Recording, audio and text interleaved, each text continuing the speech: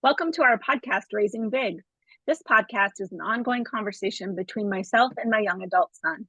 We're ready to talk about all the things families might experience in their lives and relationships, both as parents and young adults, from teens to 20-somethings. The good, the bad, and sometimes the ugly.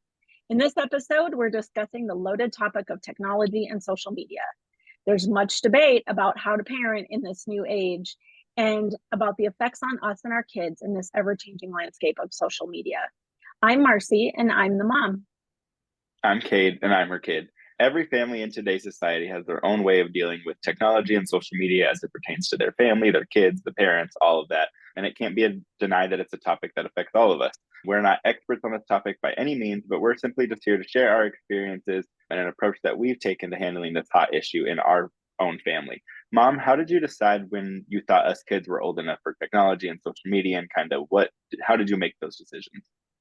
Yeah, so I remember we kind of set the precedent with your big brother, and it seemed like sixth grade was about the time that a phone kind of became necessary, which is middle school in the school district my kids went to. So we started to do things like drop him off at school dances or drop him off at friends' houses. And I wanted him to have a way to connect with us. I know there are devices available now for kids that allow them to like only call their parents or only call a couple of numbers, but those didn't exist when you guys were younger. And so you had your iPad or excuse me of this language incorrectly. It all becomes a blur. But you can still have your iPods for listening to music. But other than that, like your phone was your first big thing. And so sixth grade was really when we decided that that was necessary. As far as the social media accounts, when Facebook first came out, that was the place, right? Like it was MySpace before that, which you guys didn't even know anything about because that was for people my age, and we all moved on, right? Thank goodness. But moved on to Facebook, and so they had an age restriction of 13. Your brother, I think, actually waited till he was 13. You guys were in a little younger, and yes, I fudged their birth dates when setting up their accounts. But I also very, very closely monitored who they were friending and what that situation was. But I just kind of decided based on the kids, all three of mine were ready around that sixth grade time frame. I felt like they were emotionally mature enough to handle it. I know there's kids all over the spectrum where there's kids that maybe would not do well with that kind of technology with them. But for my kids' own safety, the phone was a bare minimum at that time. And now obviously that could be replaced by those devices that serve that same safety purpose for kiddos being able to get a hold of their parents when they need to, if they're getting dropped off. But the social media piece, that came later. Even when you guys first got your phones, like YouTube wasn't a big thing. Like if you were searching on social media, usually it was for a school project. You might have stumbled across something you shouldn't, but we had parental controls in place on our Wi-Fi. So what do you remember about getting your first piece of technology beyond your iPod Yeah, and what for that looked sure. like? Like you said, we had an iPod when we were younger, but that was really just for music. I don't even remember what model of the iPod was, but it didn't even have, like, you couldn't play games on it. You couldn't, it was just music. So that I think was the first kind of piece of technology. Obviously, we had, like, gaming systems and things like that, but as far as a phone or anything. But yeah, I think it was like sixth grade, got my first phone. And I think we had a conversation, about like what the dangers of what could be out there, and how social media looks, and who to text and who to give out your number to and who not to give out your number to, and all of that. So I think that you set us up for it very successfully. We never really had a problem of us doing anything we weren't supposed to on our phones or anything like that, which I think goes back to, like you said, recognizing where your kids are at just with their maturity, their where they're at emotionally, where they're at mentally, whether they're responsible enough to handle having a phone, and what limitations you want. Like you said, there's so many devices now that can only do phone calls, or you can set up certain parent restrictions on phones now to only give them screen time for a certain amount, or only let them download certain apps. I even know things like Netflix only, like, have a kids only section, so that way your kids can't even access shows that you might not watching. So I think that is kind of a big difference. But yeah, and then like I said, got my first phone in middle school and kind of had one ever since then. And I think that was a good time for us. I think that's when a lot of kids start becoming more social. You start texting with your friends, you start hanging out with your friends outside of school. Obviously, when you were younger, you had play dates and stuff like that, but that's more parents setting it up. So yeah, that was really my first memory of having a phone, having technology. And like you said, as I got older, getting into social media and started off with Facebook and then Instagram and then, Twitter and then Snapchat, and it just all kind of gradually added on, but I don't think we ever really had a problem with it per se. But as a parent, especially talking about social media and all that stuff, how did you approach who people were following and what we were monitoring or how you were monitoring us? And also, kind of as we got older, getting to a point of privacy and not, going through our phones, or what did that look like as a parent? Right. And I'm glad you brought up video gaming too, because I think that's something that was never huge in our house. We had some gaming systems, but you guys were never big video gamers. You guys were mostly the show choir kids.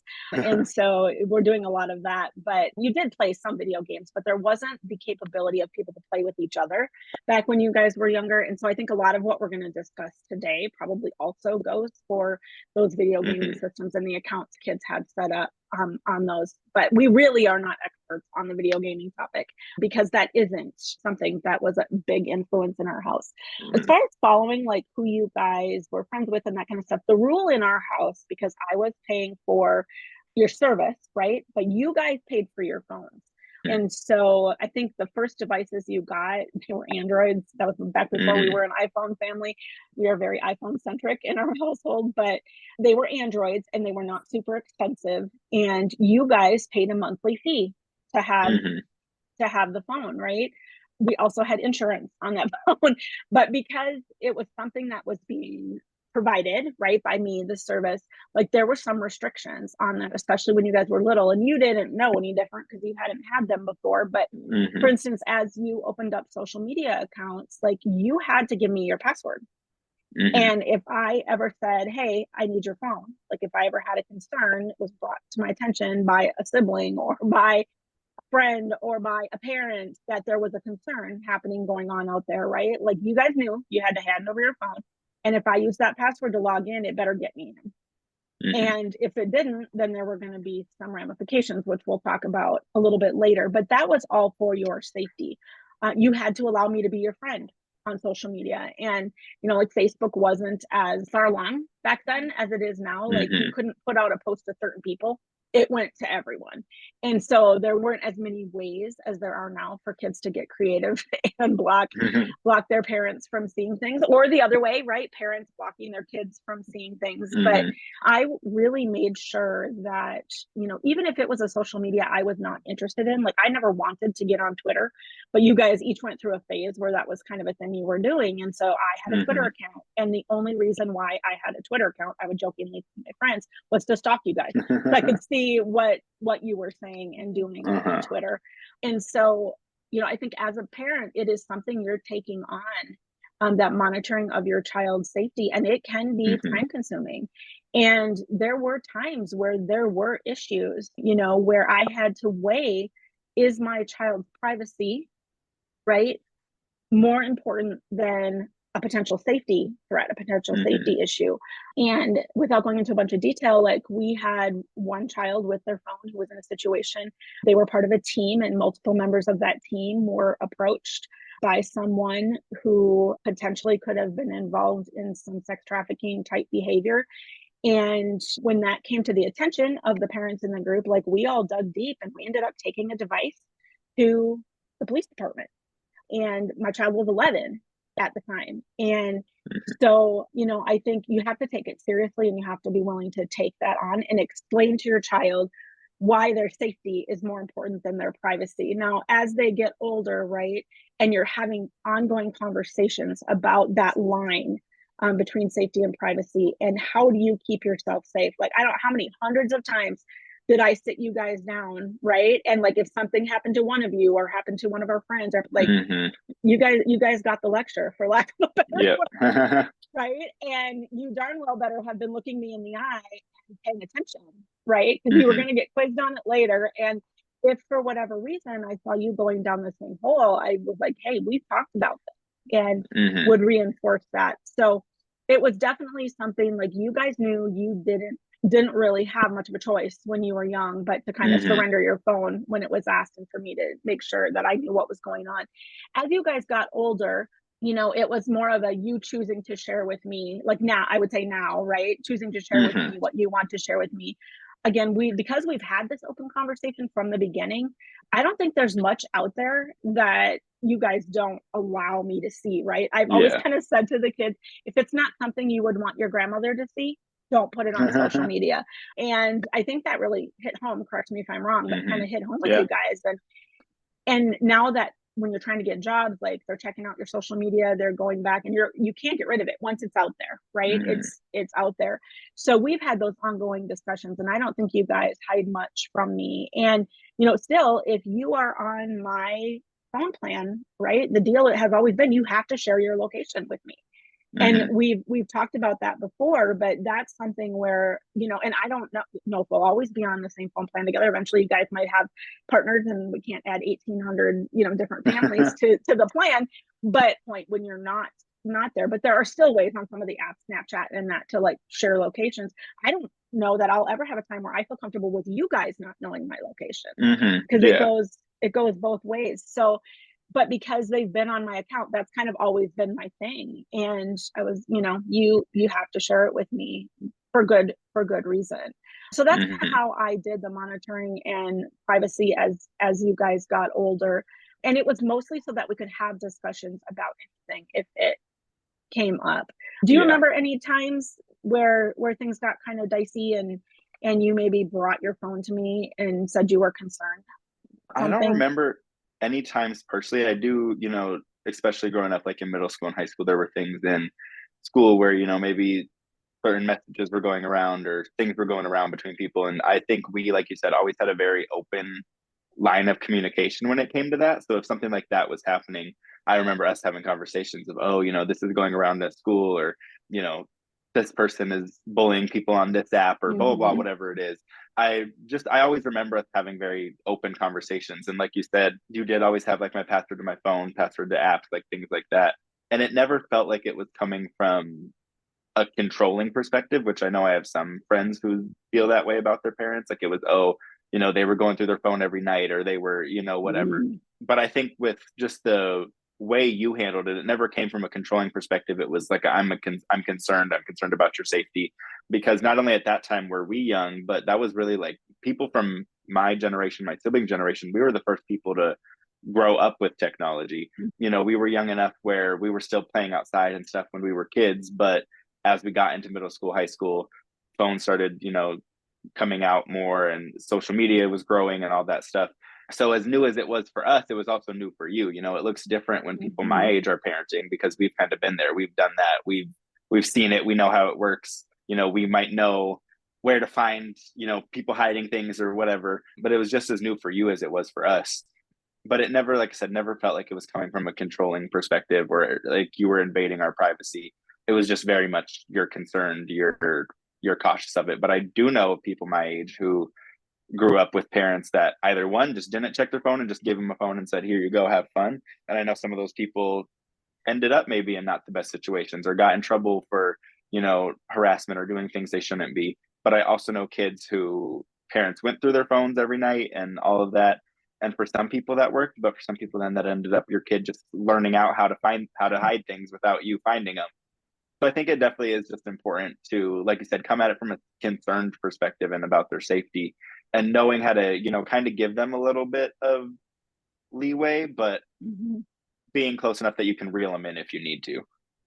Yeah, and then rewarding them when they do come to you with Hmm. concerns, I think, is really important.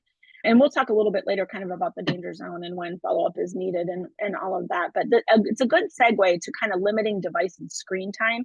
I know that is a huge battle in families, especially with kids who are new to having screens and screen time. And we approach things the way we approach a lot of things in our family. Like, we don't make an issue out of something that doesn't need to be made an issue, Hmm. right? So, having a phone was definitely a privilege in our house. And I didn't tend to use having a phone or taking away your phone as punishment or discipline. And part of the reason for that was because, again, back to what I said, the whole reason why I got you a phone to begin with was the safety issue. And all of a sudden, like, if you couldn't coordinate rides, if you couldn't, some of your groups for like choir and things, like you were in little text groups and stuff, you had to be able to get information, and it created more work on my side when you didn't have your device. And so I didn't really use it as, it was more a tool in our family. It wasn't used as, oh my gosh, you mouthed off to me, so now I'm going to take your phone away. Like we tended to go with more logical consequences. Now, if you were getting into trouble with your phone, then obviously the phone was going away. The few times I did have to use the phone as discipline because it was appropriate, I think every time we caved and gave it back. As you know, Kate, is rare for me to argument, right? Like something to argue with your kid about or to stand your ground on, you don't ever lose. And Kate knows that's kind of my MO. But there were times where we'd be like a week and a half in, and it was on what was supposed to be like a 2-week suspension from your phone, and I'd be like, here you go. I can't do it anymore. Like that wasn't me caving to them begging. They knew better than to beg, because what happened to Kate if you begged to get it back? I would say we never asked. It just would keep going longer. But me and my siblings always joke about that, how it never lasted more than a couple of days, no matter how long the punishment was originally supposed to be. Yeah. So, not only with phones, but anytime you're giving your kids, a punishment or a form of discipline that may affect you adversely, make sure you're choosing wisely. But we had to limit device or screen time. Like, I think a lot of parents choose that as a battle. And then, people might think I'm crazy for equating this to this, but it kind of like becomes the forbidden thing. And then if you have someone in your family that even remotely has addictive tendencies, what's the one thing you want? The thing that you can't have, right? So I think a lot of times when parents give it that level of importance, unwittingly, like parents don't realize that by taking it away, they're making it the very thing that their child is craving. And so then their child is sneaking. And I had several friends where like they hide their child's phone in the house and the child finds the phone. And takes the phone. And it's like, that's just not a healthy relationship being developed with that device. And that's probably going to be the same person that as an adult is having trouble limiting themselves to time scrolling and using it as a numbing device.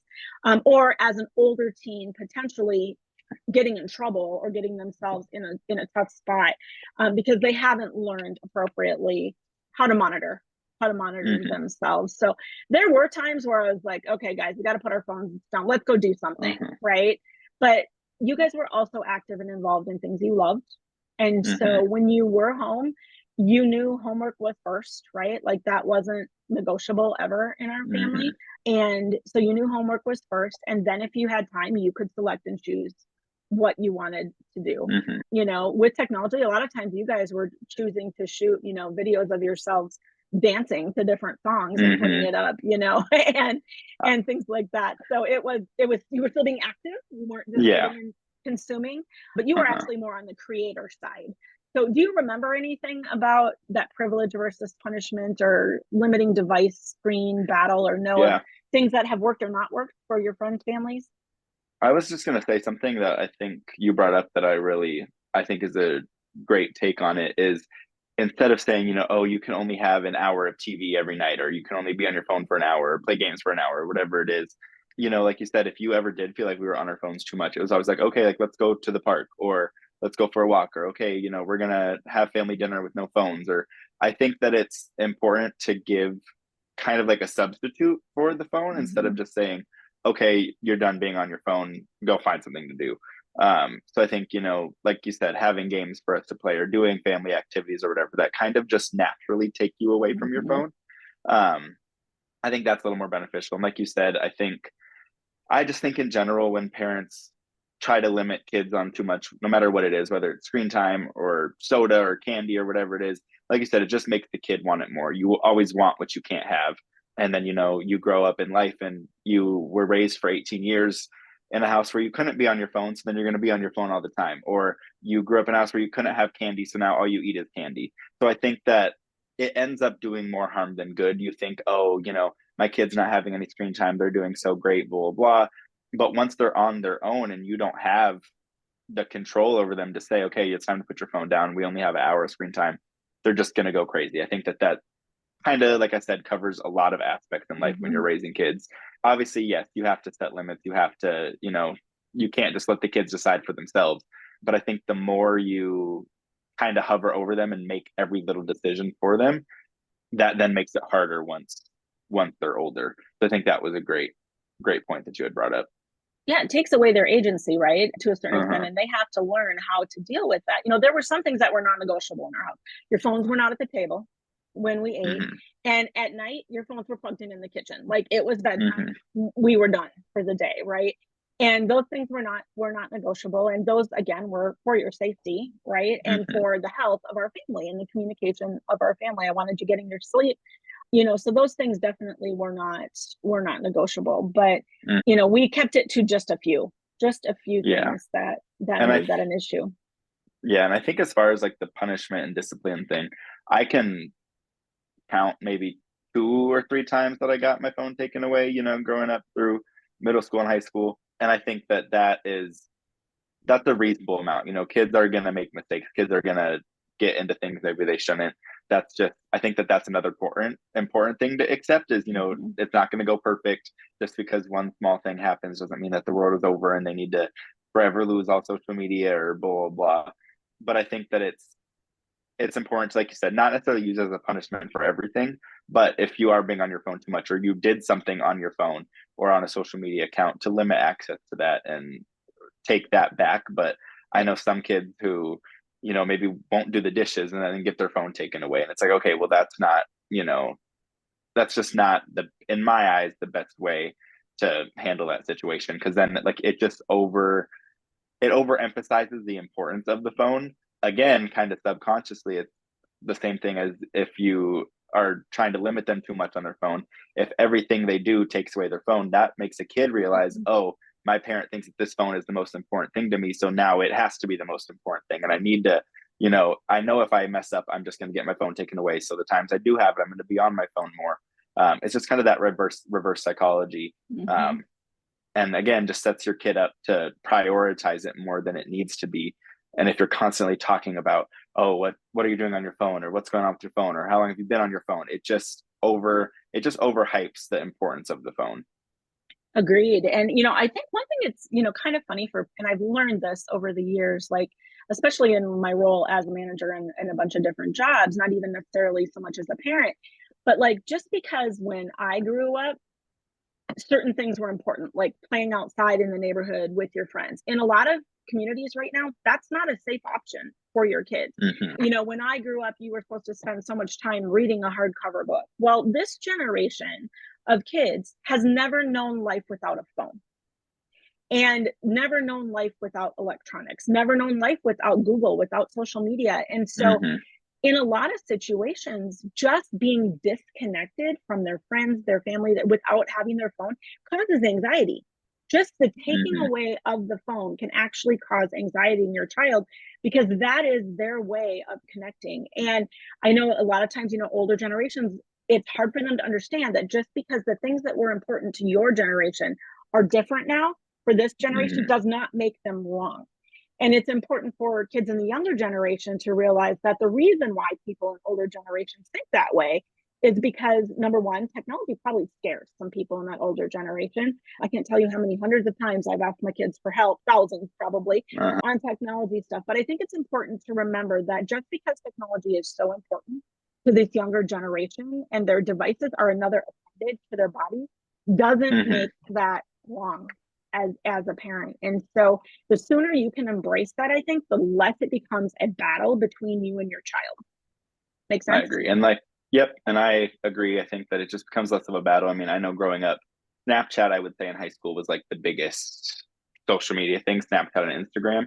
And I knew a couple kids that their parents didn't allow them to have Snapchat. And like you said, it just kind of disconnects them Mm-hmm. from their friends, from their family.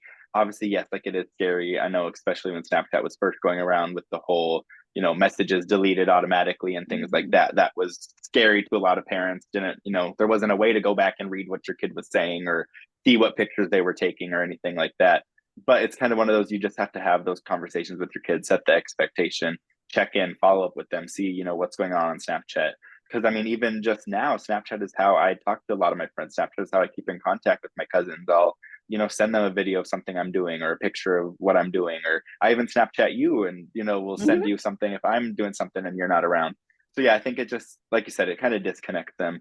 But with that being said, there also is a certain danger zone with social media, with technology and kids, especially younger kids.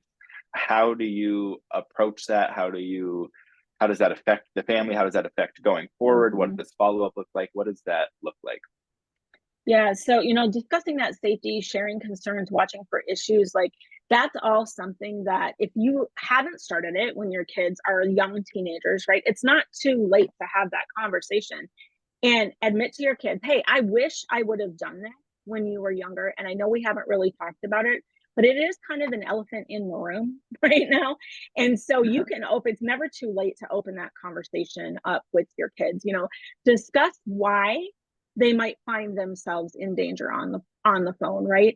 I spoke to a situation we had where there was someone who potentially was a predator contacting some girls, and they had gone about their way to get these girls numbers and to figure this out. And I had heard Dr. Phil say once way back in the day when he was on Oprah Winfrey, so we're talking the 1980s, he said that the prefrontal cortex, and I've since researched this and it is true, the prefrontal cortex, which allows kids to predict the outcomes of their actions, is not fully formed until they are 25 years old. Okay, that's pretty old when you think about we're asking these 11, 12, 13-year olds to make decisions with Mhm. an adult brain that they don't yet possess, right? So that's why having the conversations is important with them. Things like bullying, I mean, we dealt with bullying issues on social media, got the appropriate people involved because we were having open conversations. My child that was being affected by this brought it to me and said, hey, this doesn't feel good. I don't like the way this feels. Things like kids sending inappropriate pictures. My kids came to me, and there were even a couple kids at the house that weren't my kids at the time. They all collectively brought it. So making sure that you are a safe place for them to share things that they are seeing or hearing or being subjected to that they are uncomfortable with, teach them to trust their intuition, and that if something feels icky or bad, they should bring it to an adult and get Mhm. help. And even if you're not that adult, if it is a friend's parent, if it is an aunt, if it is a counselor at school, no matter who it is, but to get help from an adult. So I think letting kids know, so many times I think people are like, well, I don't want to tell kids about X, because my kids about X, because I don't want them to know about that yet. Well, the thing is, if you don't teach them, someone else is going to. Mhm. And so teaching them to be safe with technology is one of those topics. As you hear, as a parent, as you hear your friends that are parents talking about things, or you hear your kids talking about things that are concerning, share that. Like, I'm sure, Cade, when you were young, correct me if I'm wrong, but like if one of you had something bad happen around socials or around technology, you probably talk to your friends about it. Yeah. And I know the parent group was doing the same thing, right? But if it heightened anyone's alarm system, right? So then they went and checked their kid to make sure their kid was okay. I think, when we're dealing with things like bullying, there's a lot going on that if kids don't have a safe adult to come and tell, that can end in a pretty tragic way, right? And so I think we just need to all be watching for those issues. There's a lot of anxiety and depression going on, especially in the young adult age group. Now, they've dealt with a lot of things in the last, let's say, 5 to 10 years, Mhm. that when I was growing up, we didn't have to deal with a lot of what has gone on in the last 5 to 10 years. So I think anxiety and depression already was present. And I think that social media can heighten that. Too much time in the wrong circles can heighten that. Your Mhm. child believing that what they're seeing on Instagram, like you guys all went through your stage where you were following certain influencers, right? But Mhm. we had to have that discussion that the lives that these people live, number one, you're seeing a snapshot of a moment in their life, and that's not real. That's not their Yeah. reality. They have bad things happen in their life just like we have bad things happen. But they're curating a feed, right, for us to see. And if you don't teach your kids how to be smart consumers of social media, they're going to believe what they see. Mhm. And, when I was young, it was don't believe everything you read or don't believe everything you hear on the radio, right? And now it's don't believe everything you see or everything Mhm. you're being told. And kids need to learn to be very discerning about what it is that they expose themselves to. And if something isn't making them feel good, they need to unfollow. they need to Mhm. unfriend, and they need to get help. So anything you would say, Cade, to parents and or kids about kind of Mhm. watching for those issues or knowing when there's a danger zone that pops up that's going to need follow up from parents? I just think it's important to have the conversations before you get to that point. Don't wait until your kid is sending inappropriate pictures or receiving inappropriate pictures to have that conversation, or don't wait until your kid is being bullied by someone to have the conversation, or don't wait until your kid is following someone they shouldn't be following. I think, that's conversations that should be happening, as they start to gain access to technology and as they start to gain access to social media, but also it should be a continuous conversation whether or not something ends up happening, just talking about, do we still understand who you should and shouldn't be following? And do we still understand Mhm. what you should and shouldn't be sending? I think that just having it as an open conversation then makes it more approachable if something were to happen. If me and you, let's take it back a couple years, if I'm back in high school and someone's bullying me online, we have already had conversations about what bullying looks like and how to handle that and, how to respond or if not to respond or whatever. So I feel like then that better prepared me for when those situations happened. So I think that it's just important for it to be an open conversation. And even after events happen, whether it's with your kids or your kid notices it happening to someone else, having, like you said, that follow up and checking in with them, seeing what's going on, how they're feeling. Did it stop? Is it continuing? Is it still a problem? Just having those open Mhm. conversations is so much more beneficial than only talking about it in the moment. Yeah, and I think you can come to an agreement with your kid too. Like, let's say, for instance, you've got a kid who's on, let's say, Instagram, and there's a couple of people that they're following, and it's making them feel bad about themselves or who they are. Society, especially on social media, has gotten much more accepting about people being authentic and being who they are. And sometimes that means that there has to be discernment, I'll use that word again, on the part of your children, what they're comfortable with and what they understand and don't understand. And so as a parent, having follow-up conversations, like for instance, let's say on Instagram, or let's use TikTok, we haven't mentioned them yet, but your kiddo gets down, right, and they're getting a certain kind of TikTok feed sent to them that's making them feel poorly about themselves or that's making them uncomfortable.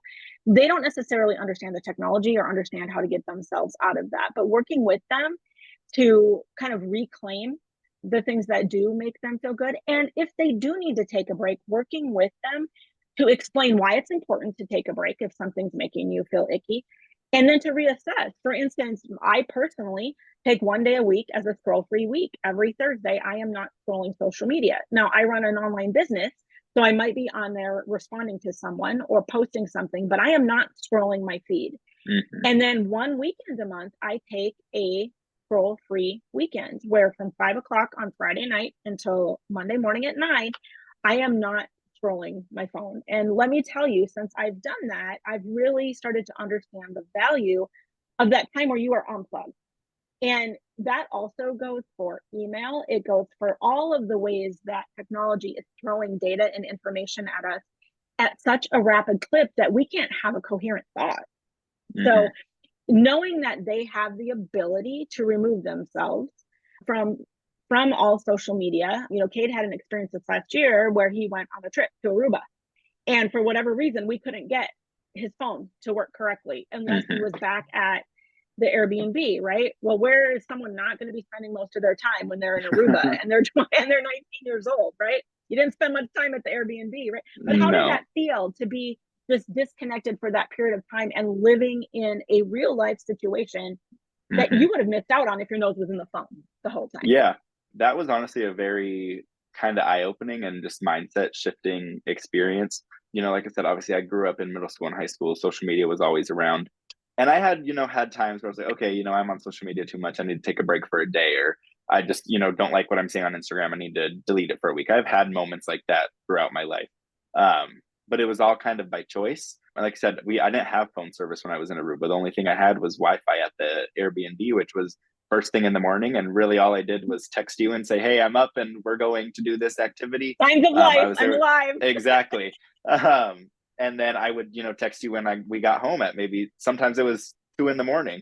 I was there with my best friend. We didn't spend much time at the Airbnb. We were out exploring. And so I wasn't texting people. I wasn't on social media. the only thing I could do was take pictures on my phone.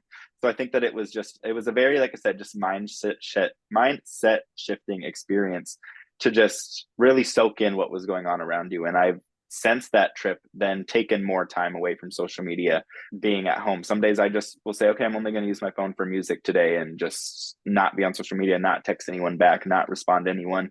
And I think that just in general, it's so easy to get caught up in our phones, not even just with social media, but that's how people check their bank account and see how much money they have. That is how people, check in with family members. That is how people keep track of, maybe what they're eating throughout the day. That is how people, communicate with their kids to see what time they need to pick them up from practice. It's just, there's so much that goes, that a lot of people's calendars are in their phone. Like there's so much that we use our phones and technology for, that it's almost hard to take a break from it.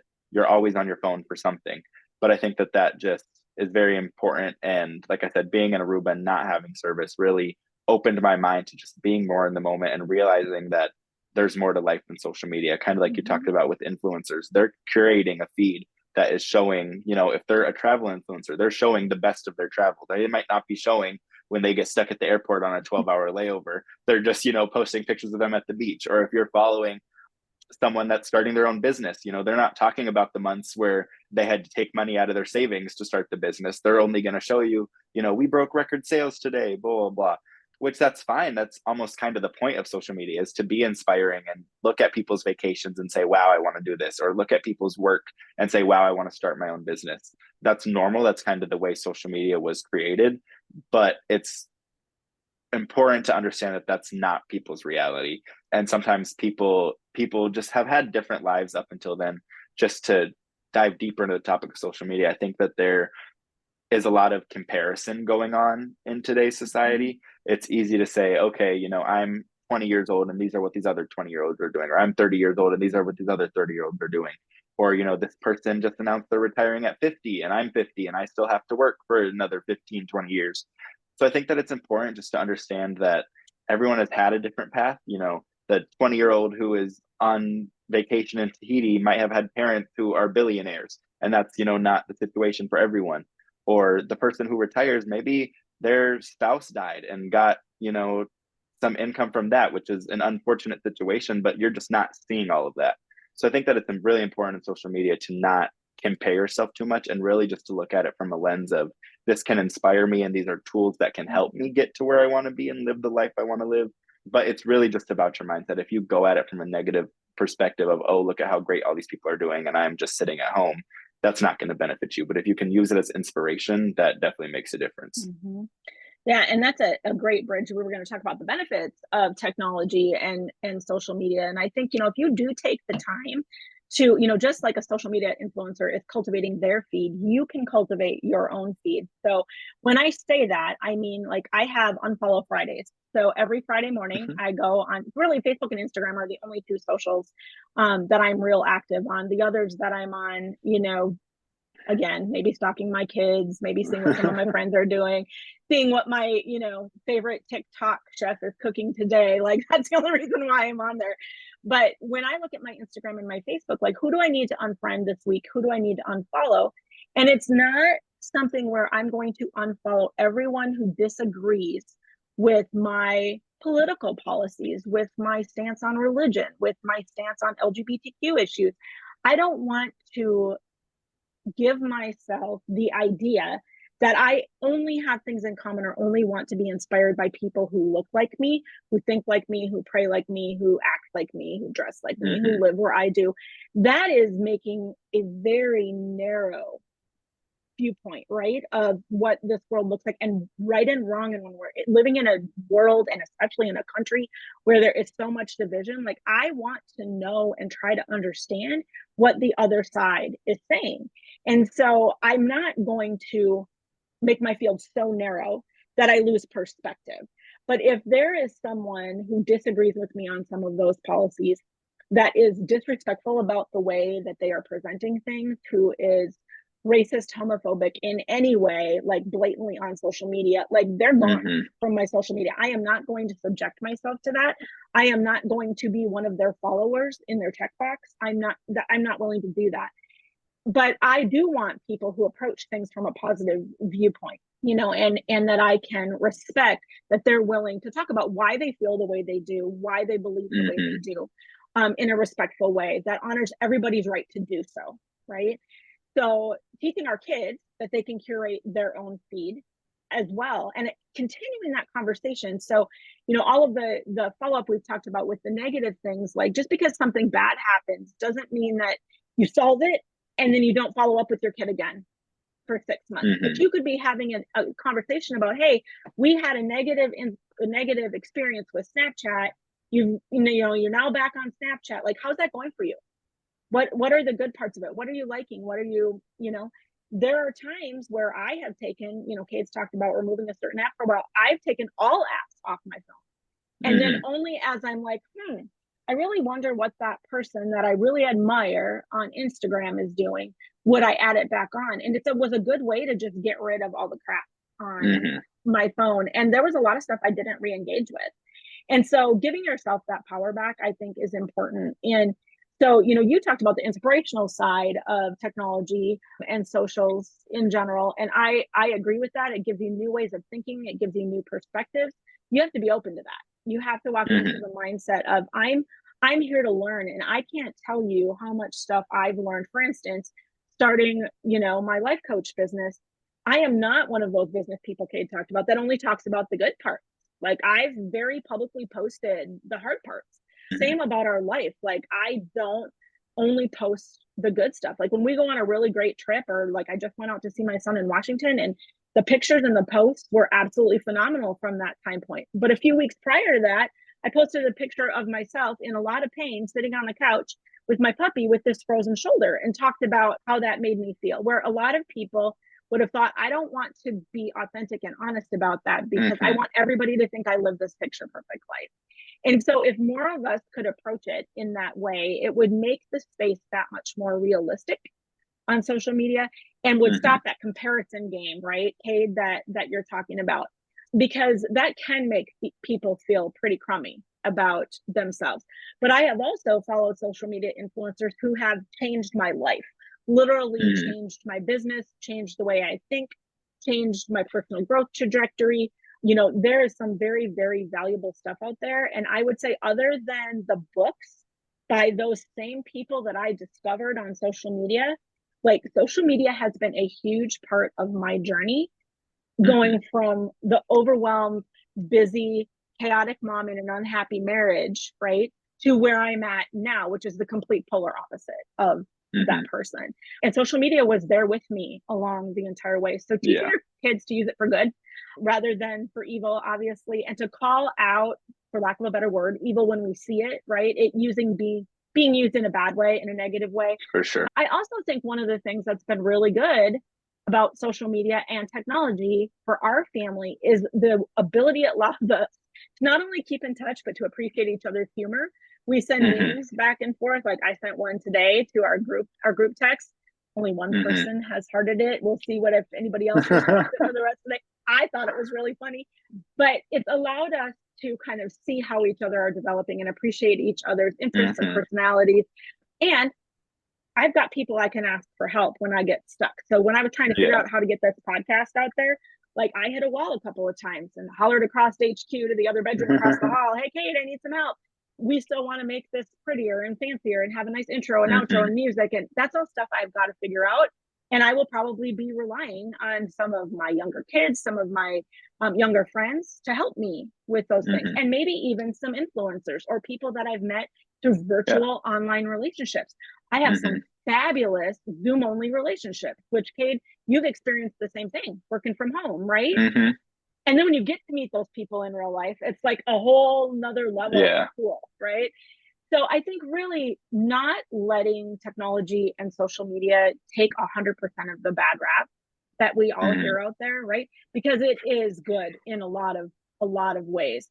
Am I boring you, Cade, with my it's good in a lot of ways? That was a big No. yawn. How else do you think technology and social media has played a positive role in your life I and in think, our like you family? said, in a really positive way in our family, it has helped, I think, to not necessarily strengthen our relationships. We've always been very close, but just continue them as life changes. thinking about what life might have looked like 100 years for 100 years ago for our family. If my older brother Sawyer moved across the country, you're not going to be able to FaceTime him. You're not going to be able to see what he posts on Instagram and see what he's doing. So I think that it's important to realize that it can be a positive tool to see what your kids are doing. See, like you said, send memes or TikToks or whatever back and forth, or FaceTime. Just important to recognize that it can be used in a positive way, and it doesn't always have to be a scary negative thing. And just in our society, it's something that we all just kind of have to accept. Social media is going to be around, technology is going to be around, it's only going to further advance. So it works to the benefit of, and this is kind of more targeted towards parents and kids, it works to your benefit for you and your kids and your family to play into the social media and play into technology. Be open to learning about it, be open to having those conversations with your kids. It's going to end up paying off in the long run the more accepting you are to it. 100%. And you brought up the strength of the relationships, and I think even I still remember when your grandma got her first smartphone, and it wasn't a flip phone, and she bought the same kind of phone that two of you guys already had, so that you could teach her how to use it, right? But now it's like your grandparents can see on FaceTime and Instagram what you're doing, and they can text you back and forth. And I just feel like generationally, like it's been very important. You've been able, even though we've lived away from your cousins for the last 14 years, your relationship with them, I would say, is probably stronger now. Yeah. Because you keep in touch more regularly than you would if we were even living in the same town, right? Because you would, if you were relying on just seeing each other when you saw each other, you wouldn't. Your sister's, boyfriend, PA, he's gotten to build a really strong relationship with Sawyer, who lives out on the other side of the country, and they've never actually lived in the same town. And they maybe see each other 2, maybe 3 times a year if they're lucky, but they've been able to really build that relationship. So I think that is really using it as a tool for good, again, to build those relationships, I think is really important. Yeah. And I just, I think for parents to just realize, you don't need to turn this into the evil monster that's like going to steal your child's brains out of their head, because that's all they want to do is their technology. Again, like Kate said, lean into it, figure out ways that you can put some parameters around it, follow those boundaries like we've talked about. You need to pick some battles sometimes, and once you've picked one, don't ever lose, but make sure you're being smart about it, and make sure you're not doing something that then is causing your child to fall behind. And I know that you might think that you're by keeping them from technology, you're preserving something of their childhood, but in reality, when they're then faced with sitting in the lunchroom at school and they don't know what everyone else is talking about, it can be very detrimental to kind of who they are, right, wrong, or indifferent. That is the society we are living in today. So anything else you think parents need to know about this topic, Cade, while they're parenting young adults? I just would like to, I think just really the last thing, and just to reiterate it, is just to really lean into it and be open to it, be open to learning new things, whether it's technology or social media, and just look at it from a positive perspective. Obviously, if you're coming at it thinking it's going to be this big, scary thing, that's what it's going to be. But, if you have those conversations with your kids, keep an open mindset, ask them to learn. If they say, oh, mom, I'm on this new social media app, blah, blah, blah, TikTok, whatever it is, instead of say, oh, you shouldn't be on TikTok. My friends' kids did this on TikTok and it's bad and it's scary, blah, blah. Be more open to it. Figure out who they're following. Figure out why they want to be on TikTok. Are they, maybe making funny little dances on TikTok and just posting them for their friends to see? Are they, whatever they're doing? I think just come at it from more of a curiosity perspective, and it just makes it all easier for everyone. But do you think, is there anything else that from a parent's perspective you would tell young adults, or even tell younger kids if they're listening, as to how to work through that with your parents? Yeah, I think as the kid, you need to be patient. Your parents are sometimes frightened of this new technology. They're afraid of what they don't know, just like you are. And so working together to learn the reality of, what this is, what the potential problems are, but also what the potential benefits are. And one of the funnest things I think that I would recommend, not only to young kids, but to parents, capture the lives you're living as a family, capture the good stuff, because every single day on my Facebook memories, I see amazing things pop up that we did as a family, or funny dance videos. There's one on a day that I got a promotion. I came home and two of my kids plus one of their friends had made up this, I don't know if you made it up or heard it somewhere, but this goofy song. And like they had me laughing so hard, I was standing with my legs crossed because I thought I was going to pee. And it was all captured on video. And every year when that comes up, like I watch the entire thing. Like even though I have watched it for probably 10 years now, like you can't remember every piece of those moments in your head. There's not enough room in your brain for that.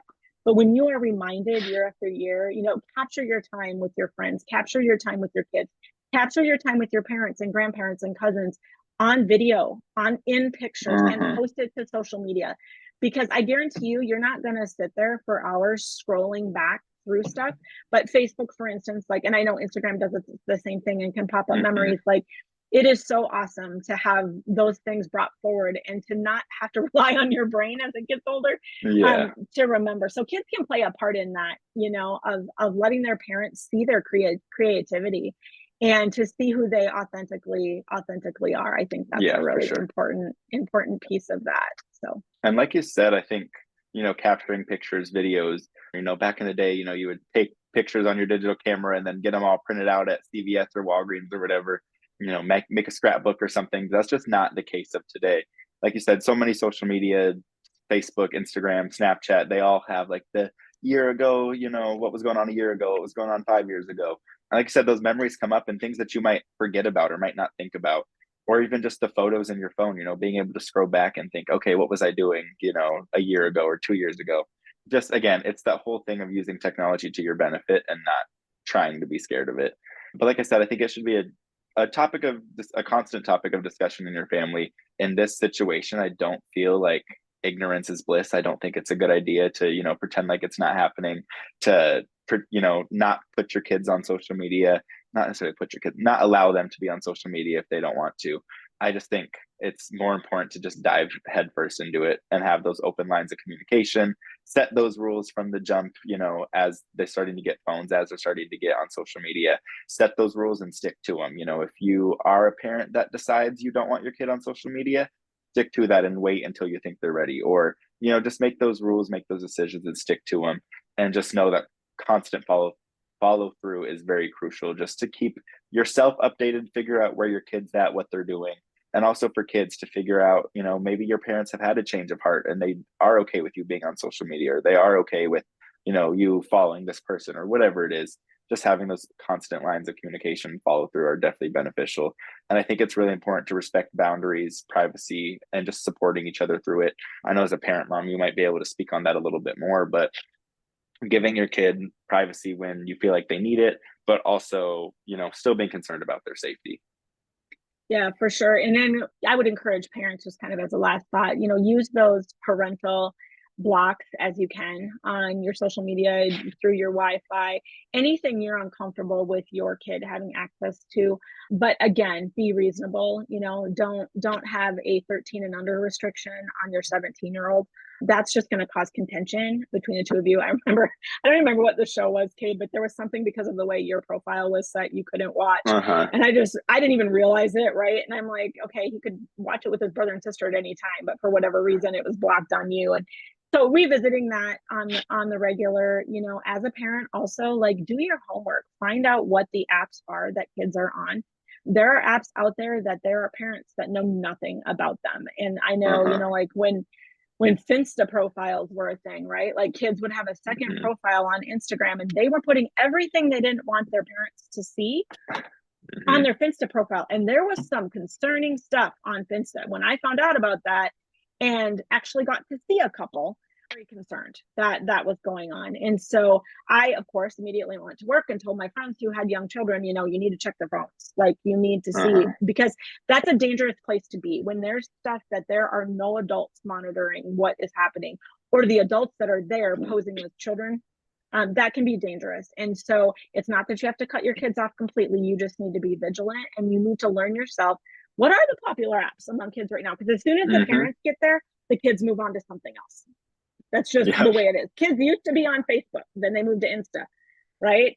Then parents moved over to Insta, and then kids moved on to Twitter, and it just keeps going down the line. So just be on top of it. So I think that's probably done, a pretty good job of covering this topic of technology and social media. If anybody has any questions, please feel free to contact us. So you want to wrap it up, Kate? Yes, well, that would be a wrap for this episode of Raising Big. Thank you guys for listening today as we talked about this tricky, sometimes complicated topic of technology and social media. We appreciate you guys tuning in for another episode. So we hope you found some key takeaways and a fresh perspective in this episode. Know that you are not alone in navigating this emerging relationship between parents and young adults. Everybody who's got kiddos that age is doing it. It's the first time for all of us. And so even if you've got more than one kid, every kid's different. So my third time is different than my first and second. Again, we're not experts, but we can authentically share what we're learning in hopes of making the path a little easier for those of you who are listening. You can find this podcast on Spotify, Apple Podcasts, and YouTube. Please subscribe and share with those in your circle who might benefit from hearing it as well. A new episode is going to come out every Monday. You can visit my website, my life coach website at marcyhawkinson.com. That's Marcy with an I and Hawkinson, exactly how it sounds. Or email me at lifecoachmarcy, again with an I, at gmail.com. I'm also on Facebook at Life Coach Marcy and Instagram at life_coach_Marcy. Where can the listeners find you, Cade? You can find me on all social media platforms. My handle across all of them is just DK Berrigan, Instagram, Facebook, Twitter, Snapchat, all of that fun stuff.